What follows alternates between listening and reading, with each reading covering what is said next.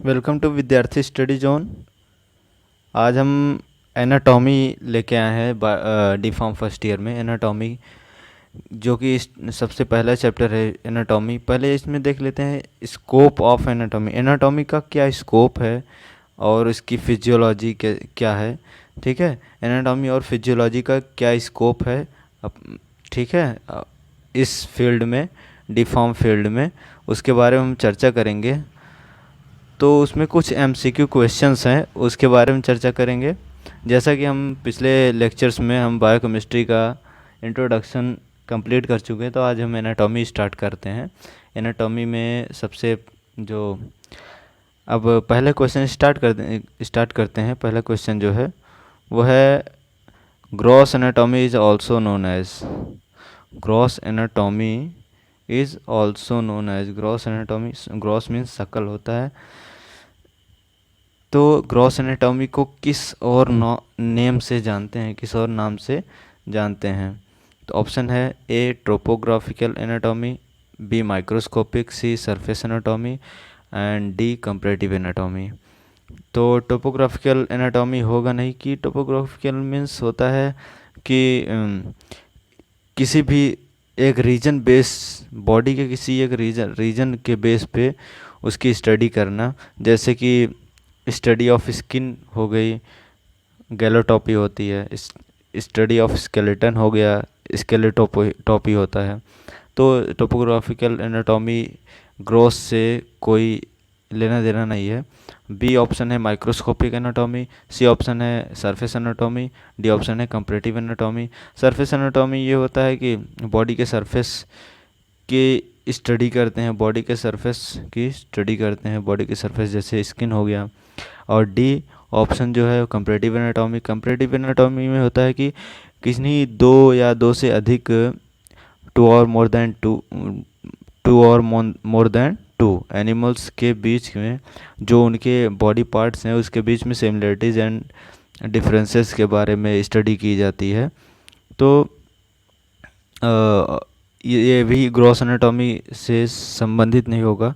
Gross anatomy वो anatomy है जिसमें ऐसे स्टडी किया जाता है कि जिससे कि माइक्रोस्कोपिक लेवल से। तो माइक्रोस्कोपिक एनाटॉमी जो है ये करेक्ट आंसर है। ग्रॉस एनाटॉमी में माइक्रोस्कोपिक लेवल जो नेकेड आई से ना देखे जा सकें, जो बॉडी के पार्ट्स, वो ग्रॉस एनाटॉमी में उस टाइप की स्टडी होती है। तो माइक्रोस्कोपिक एनाटॉमी में भी वही स्टडी होती है। तो माइक्रोस्कोपिक एनाटॉमी जो है उसको ग्रॉस एनाटॉमी भी बोलते हैं। तो microscopic anatomy is correct answer B. Second question चलते हैं। Dash includes the body, the study of anatomical structure that can be seen from the body. किस किस एनाटॉमिकल स्ट्रक्चर को हम अपने नेकेड आई से देख सकते हैं, बॉडी के किस पार्ट को देख सकते हैं? तो उस पार्ट की स्टडी को, एनाटॉमिकल स्टडी को हम क्या कहते हैं? ए ऑप्शन है माइक्रोस्कोपिक एनाटॉमी, ये होगा नहीं, उसको हम देख नहीं सकते, इसी वजह से माइक्रोस्कोप का इस्तेमाल करते हैं। ठीक है, बी है ग्रॉस एनाटॉमी, वही है, वो भी नहीं होगा। और सी सुपरफिशियल एनाटॉमी। अब सुपरफिशियल एनाटॉमी के बारे में जानते हैं। सुपरफिशियल एनाटॉमी वो एनाटॉमी होती है जिसमें बॉडी के सरफेस की स्टडी करते हैं, कि बॉडी के सरफेस, बॉडी के किसी भी पार्ट के सरफेस की स्टडी करते हैं, उसे सुपरफिशियल एनाटॉमी बोलते हैं। और एंथ्रोपोटॉमी, जो एंथ्रोपोटॉमी होता है ये, तो ये इसका करेक्ट आंसर होगा एंथ्रोपोटॉमी। एंथ्रोपोटॉमी जो होता है, anthropotomy includes the study of anatomical structure that can be seen from the body. ठीक है, एंथ्रोपोटॉमी जो होता है इसकी ये एनाटॉमिकल स्ट्रक्चर की स्टडी ऐसी है जिसको भी हम नेकेड आई से बॉडी के सरफेस को देख सकते हैं। ठीक है, तो एंथ्रोपोटॉमी इज़ करेक्ट आंसर। ठीक है, इस एंथ्रोपोटॉमी में ये होता है कि बॉडी के किसी भी पार्ट को, बॉडी के किसी भी पार्ट को डिसेक्ट करते हैं, एंथ्रोपोटॉमी में होता है, वो हम अपनी नेकेड आई से देख सकते हैं। ठीक है, डिसेक्शन को, बॉडी के किसी भी पार्ट के डिसेक्शन को, उसके स्टडी को हम देख सकते हैं, इसलिए एंथ्रोपोटॉमी इज़ करेक्ट आंसर। ठीक है, anthropotomy is correct answer. 3 number question है anatomical terminology of the body can be studied under. जो शरीर की जो एनाटॉमिकल टर्मिनोलॉजी है, बॉडी की एनाटॉमिकल टर्मिनोलॉजी, वो किसके अंडर में स्टडी किया जाता है? ए ऑप्शन है डायरेक्शनल टर्म्स, बी ऑप्शन है सेक्शनल प्लेन्स, सी ऑप्शन है बॉडी कैविटीज़, और डी ऑप्शन है ऑल ऑफ द अबव। तो ये जो बॉडी एनाटॉमिकल टर्मिनोलॉजी, वो अलग अलग टर्म्स होती हैं एनाटॉमी में, तो उसको हम डायरेक्शनल टर्म्स में भी स्टडी करते हैं, सेक्शनल प्लेन्स में भी स्टडी करते हैं, बॉडी कैविटीज़ में। ठीक है, बॉडी कैविटी भी एक टर्म है, एनाटॉमिकल टर्म है। डायरेक्शनल टर्म्स ये भी एक टर्म है, सेक्शनल प्लेन ये भी एक टर्म है। तो ऑल ऑफ द एबव जो है ये करेक्ट आंसर होगा। ठीक है, D option is correct. 4th number question देख लेते हैं। Dash position includes the body parts present on the front side like chest, nipples, abdomen and external genitalia. ठीक है, तो इसमें ये कहा गया कौन सा पोजीशन, किस पोजीशन में बॉडी के ये पार्ट प्रेजेंट होते हैं। जैसे कि चेस्ट हो गया, और निपल्स हो गया, एब्डोमेन हो गया, एंड एक्सटर्नल जेनाइटेलिया, और भी अंग जो कि सेक्सुअल जो ऑर्गन है उसके बारे में, उसको जेनाइटेलिया कहते हैं, एक्सटर्नल जेनाइटेलिया। वो किस पोजीशन में, बॉडी के किस पोजीशन पार्ट में प्रेजेंट होते हैं? ए ऑप्शन है अपर एंड, बी ऑप्शन है लोअर एंड, सी ऑप्शन है वेंट्रल एंड, और डी ऑप्शन है डॉर्सल एंड। अपर एंड होगा नहीं, अपर एंड में हेड होता है। लोअर एंड होगा नहीं, लोअर एंड में फुट होता है। अब वेंट्रल एंड जो होता है, ये वेंट्रल एंड में क्या क्या होते हैं? माउथ होता है, चेस्ट होता है, एब्डोमेन होता है, जेनाइटेलिया होता है, निपल्स होते हैं। ये सारी चीज़ें वेंट्रल एंड में आते हैं। Ventral end is correct answer. C और डी जो डॉर्सल एंड है, इसमें बैक, हेड, सिर का पिछला भाग, बैक, पीठ, और हिप, कमर आ जाती है, बटक्स आ जाते हैं, ये सब डॉर्सल एंड में आते हैं।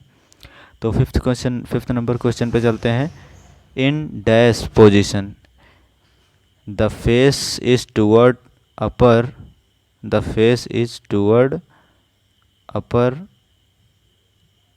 Side while the back face downward. इसमें क्या कह रहा है? इसमें ये कह रहा है कि in dash position includes in dash position the face is toward the upper side while the back faces downward। ठीक, इसमें यह कह रहा है कि किस स्थिति में, किस पोजीशन में चेहरा ऊपर की ओर होता है और पीठ नीचे की ओर होता है। ठीक, तो ए ऑप्शन है प्रोन, और बी ऑप्शन है सुपाइन, सी ऑप्शन है मीडियल, और डी ऑप्शन है लेटरल। तो प्रोन का मतलब वेंट्रल होता है। वेंट्रल साइड में आप जानते हैं, ये फेस टूवर्ड्स में सामने होना चाहिए, और ऊपर की साइड में होना चाहिए। और बैक जो होता है, बैक यानी पीठ हो नीचे की तरफ होना चाहिए। वो कौन सा पोजीशन होगा? प्रोन मीन्स वेंट्रल हो गया, और सुपाइन मीन्स होता है कि एकदम उत्तान सोना, जिसे बोलते हैं ना कि उत्तान हो के सोना। उत्तान में सीधा हम सोते हैं, और जिसमें कि फेस जो होता है वो ऊपर की तरफ होता है, और चेहरा ऊपर की तरफ होता है, और पीठ जो है नीचे की तरफ होती है, सुपाइन। तो ये सुपाइन जो है वो करेक्ट आंसर है।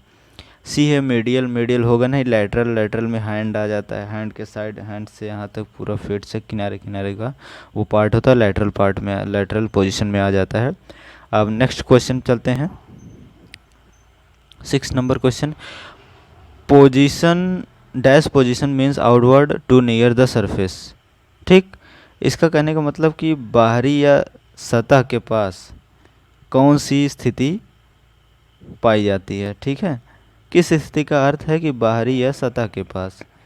तो ए ऑप्शन है पेरिफेरल, बी ऑप्शन है सुपरफिशियल, सी ऑप्शन है डिस्टल, और डी ऑप्शन है प्रॉक्सिमल।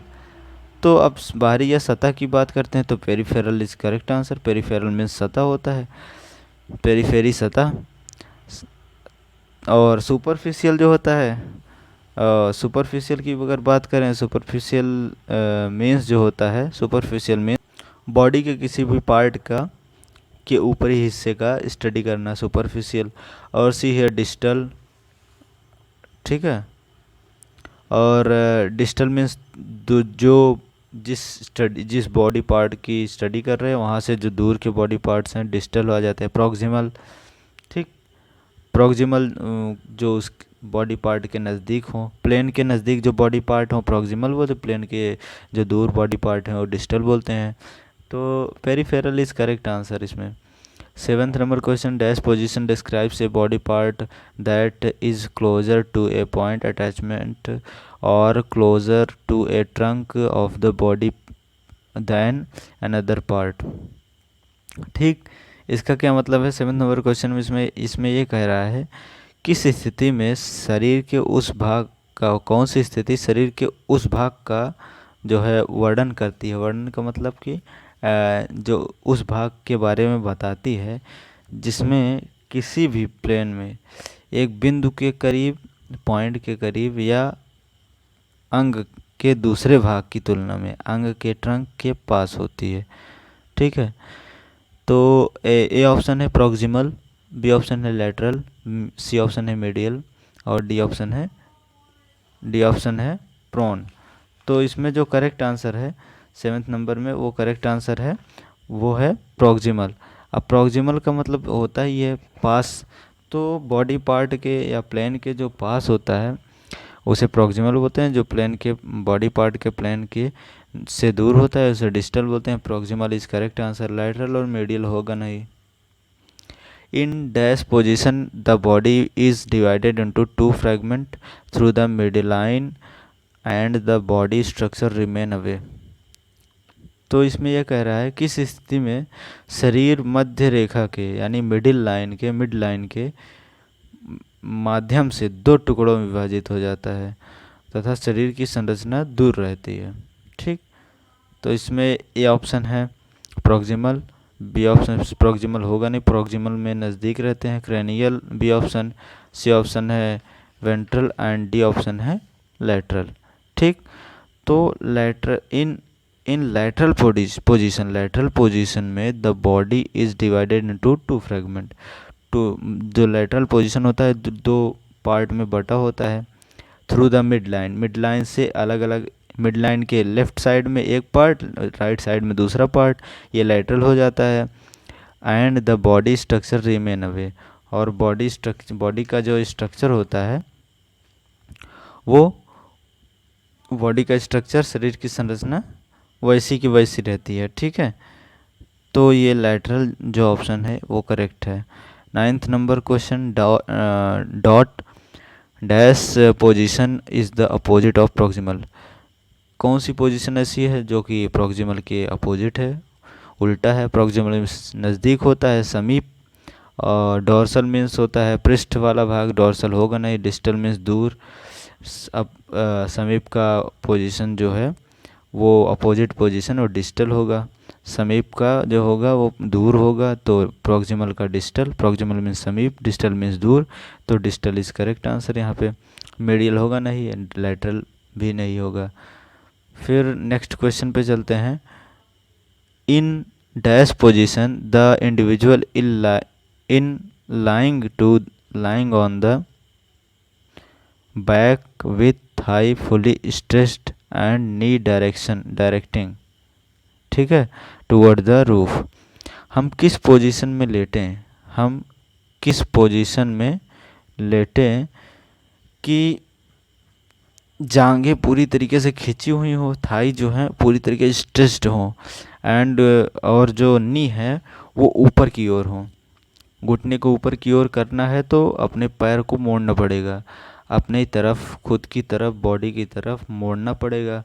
मोड़ के तब घुटने ऊपर की तरफ हो जाएंगे। ठीक है, घुटने जो है ऊपर की तरफ, रूफ यानी छत की तरफ सीधा लेट के हमें घुटने को मोड़ना है, जिससे जो नी का पोजीशन है, घुटने का पोजीशन है, वो ऊपर की तरफ चला जाए। ठीक है, और जांघें पूरी तरीके से खिंची होंगी उस समय, तो उस पोजीशन को हम क्या बोलेंगे? ए ऑप्शन है कोरोनल, बी ऑप्शन है हॉरिजॉन्टल, सी ऑप्शन है डिजिटल, डी ऑप्शन है लिथोटॉमी। अब कोरोनल जो होता है वो क्या होता है?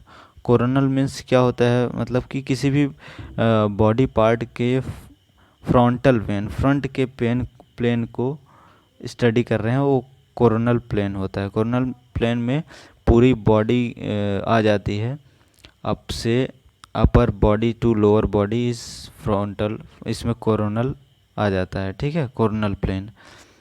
बी ऑप्शन है हॉरिजॉन्टल, हॉरिजॉन्टल में आ जाता है ये एकदम, हॉरिजॉन्टल मीन्स होता है क्षैतिज, क्षैतिज होगा नहीं।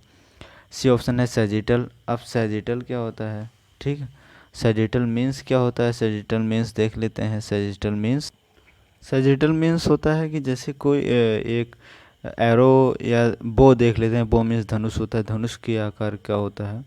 धनुष जैसे होता है, उसमें धनुष का आकार आप जानते ही हैं किस तरीके से होता है। और डी है लिथोटॉमी। और लिथोटॉमी क्या है? लिथोटॉमी में ये होता है जब लिथोटॉमी ऐसे कराया जैसे कभी बच्चा बच्चा हो, किसी भी पश्चिमी देशों में यह होता है कि जब बेबी को निकाला जाता है, जब बेबी का बर्थ होता है, तो उस तरीके से लिथोटॉमी की पोजीशन में रखा जाता है। लिथोटॉमी का पोजीशन यही है कि घुटने को ऊपर रखना, सीधा लेट के अपनी तरफ खींच के टांगों को, घुटने ऊपर की तरफ हो, ये लिथोटॉमी पोजीशन होती है। तो लिथोटॉमी इज़ करेक्ट आंसर, ये आपका करेक्ट आंसर है। अब आगे चलते हैं next. लिथोटॉमी is correct answer. 11 number question पे चलते हैं। 11 नंबर क्वेश्चन पे ये दिया है कि dash plane divide to the body into interior and posterior by passing through the body at right angle to the middle system. इसमें कह रहा है किस प्लेन में शरीर के मिडिल, शरीर का जो मिडिल पोजीशन है, किस प्लेन में शरीर का जो मिडिल पोजीशन है वो समकोण पर गुजरते हुए शरीर के पहले और बाद वाले पोजीशन को विभाजित करता है। ए ऑप्शन है कोरोनल, बी ऑप्शन है हॉरिजॉन्टल, सी ऑप्शन है सैजिटल, डी ऑप्शन है लिथोटॉमी। लिथोटॉमी यहाँ पर होगा नहीं। लिथोटॉमी में आप पोजीशन जानते ही हैं क्या होता है, टांगों को अपनी तरफ खींच के और घुटने को ऊपर की तरफ रखना। लिथोटॉमी हॉरिजॉन्टल होगा नहीं, हॉरिजॉन्टल जानते ही आपको कौन सा प्लेन, सीधा लेटना। सी सैजिटल, सैजिटल ये धनुष के आकार का प्लेन होता है, ये भी नहीं होगा। कोरोनल जो होता है, कोरोनल ऑप्शन यहाँ पे करेक्ट होगा। ठीक है, कोरोनल इस ए ऑप्शन इज़ करेक्ट, यहाँ पे ए ऑप्शन इज़ करेक्ट। तो वीडियो जो है आपको कैसे लगी वो हमें कमेंट करके ज़रूर बताइएगा, और शेयर ज़रूर कर दीजिए, लाइक एंड शेयर। और हमारे नए हैं तो हमारे चैनल को सब्सक्राइब करिए, और इस वीडियो को ज़्यादा से ज़्यादा D pharm first year student के पास शेयर करिए, जिससे उनकी भी तैयारी बनी रहे। अब नेक्स्ट वीडियो में हम आपको मिलते हैं, जल्दी मिलेंगे। तब तक के लिए नमस्कार, गुड बाय।